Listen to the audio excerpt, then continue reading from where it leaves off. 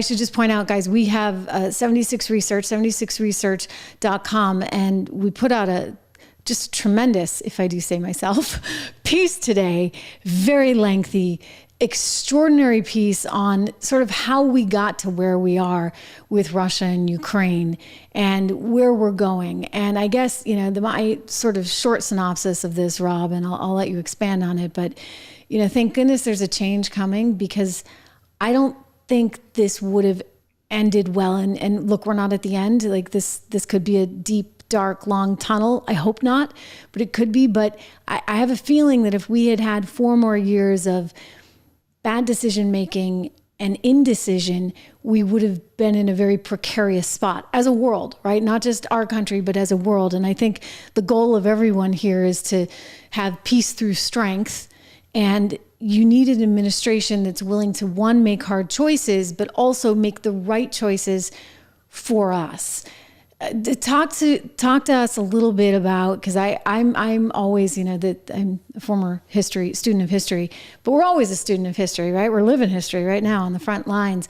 What's amazing is sort of the mistakes, in my estimation, that were made coming out of the Cold War. And George Kennan, who had been the former ambassador to the Soviet Union, he stated pretty clearly in terms of NATO, like, be cautious, don't go all in, don't have everybody joining, because at some point you're going to really threaten Russia, and they need to keep their identity and they need to be protected.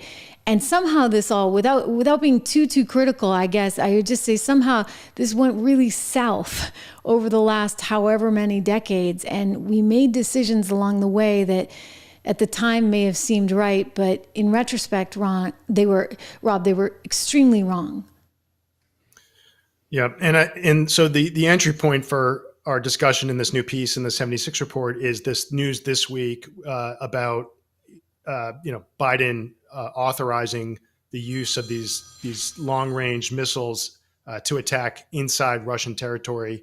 And then later in the week, Putin authorized his military to use their advanced, missile systems to strike a target inside Ukraine, and systems that could be loaded with nuclear warheads. So this is all about signaling, right, and posturing.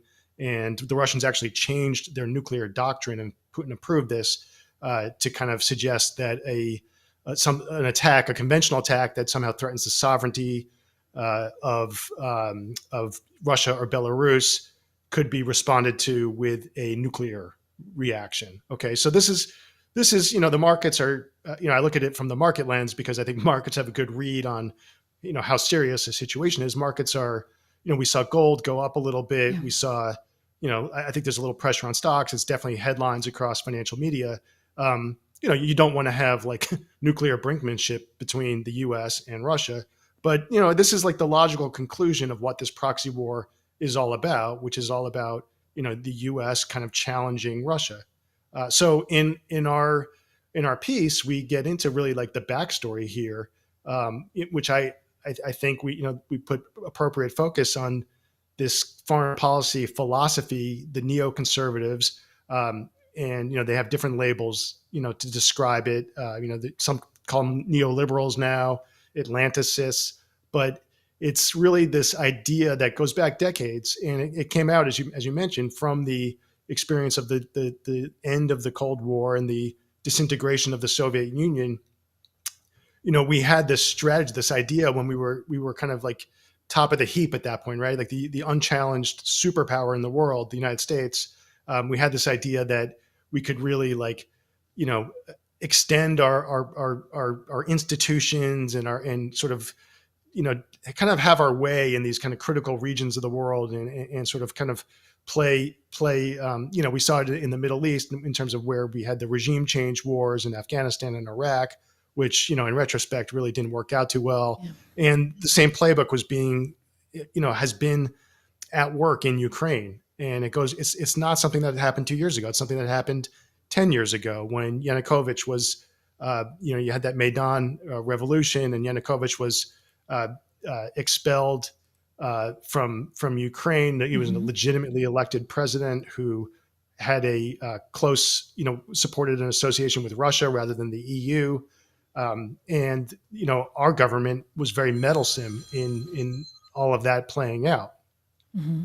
So, that all set the stage for what we have today, which is this very dangerous head-on confrontation with Russia, as Russia is looking to really, in my estimation, protect its core security interests, which is not how, the Biden administration or the neocons have really characterized this conflict. They characterize it as Russia being this, unhinged expansionist power getting ready to, take Ukraine and then keep rolling through Europe.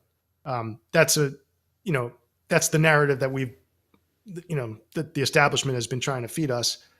And I think that's the narrative that the incoming administration, and when you look at everyone who's filling up these seats, that's the narrative that they're not buying into. No, they're not buying into it. And that makes the mainstream media very upset as well. But look, I think the bottom line is we need to be really sort of cautious and thoughtful about the choices that are made right now, because it's the law of unintended consequences. We think we're doing the right thing at the time, and then you look back 20 years from then and you say, gee, it wasn't that smart. So we just need, in my estimation, we need to have a longer game plan. You think about China, they're planning for the next 100 years and we're planning for the next 4. So, it is what it is. And we have elections, and we thankfully have the chance as the republic that we are to vote people out when they are not doing a good job. And this moment in time is evidence of that. So there's a lot riding on this administration coming in. I'm pleased with the Treasury Secretary pick, and there's going to be more good picks coming, in the next few days. One thing I would just also point out is that there's a contrast, say, between now and 2016. In 2016, it was sort of chaotic, and I was there on the front lines of that as well. And just as we've got those cabinet appointments in, it felt extremely chaotic. I would say in some ways this has been a bit smoother. I mean, Marco Rubio getting announced right away as Secretary of State. Scott Bessent's name as Treasury Secretary was one that you and I both independently heard quite, through the grapevine, going back a ways. And so I think that was sort of always in play. Yes, we've had hiccups, but I think in the end, getting Pam Bondi, for example, is just a tremendous asset to the Trump administration.